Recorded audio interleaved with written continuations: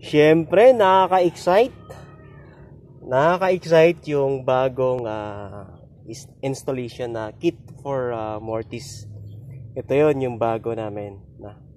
So dito, less ka na doon sa pagpapait or pagdidrill na ang dami mong ididrill para mabutasan mo or maibaon mo yung mortise na to.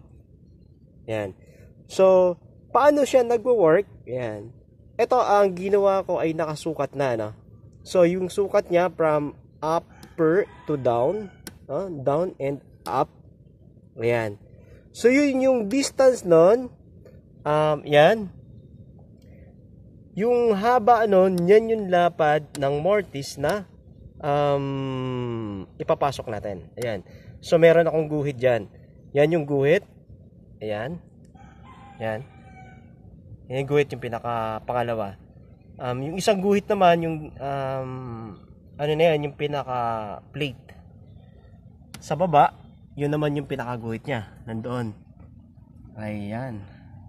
Asan pa? Nakikita ba? So, yan yung guhit niya. Yan. So, ngayon, ang gagawin dito, paano siya magbutas, ay i-connect yung drill dito. Yan, yung drill. So, and then, habang mag-working drill, move up and down.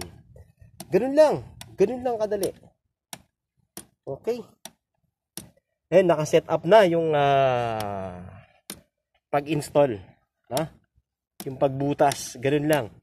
So, ang ginawa ko, lock dito. Yan, yung upper na yan. Yun yung lock. Stopper niyan. Yan yung stopper niya. Tapos, yung sa baba, meron din siyang stopper. Optional. It's either 2 or 1. Ayan. So, 1 lang yung isang connection lang yung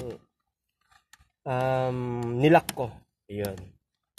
Okay. So, mamaya-maya magdi-drill na ako. Gagamitin ko na yung drill. So, chinecheck ko kung tama or pantay. So, nakikita ko naman na mukhang pantay. Ayan, no? So, yun yung laro niya hanggang ibabaon. Ngayon, chinecheck ko rin yung allowance nitong mortise. Ayun yung allowance niya. Yan, yan.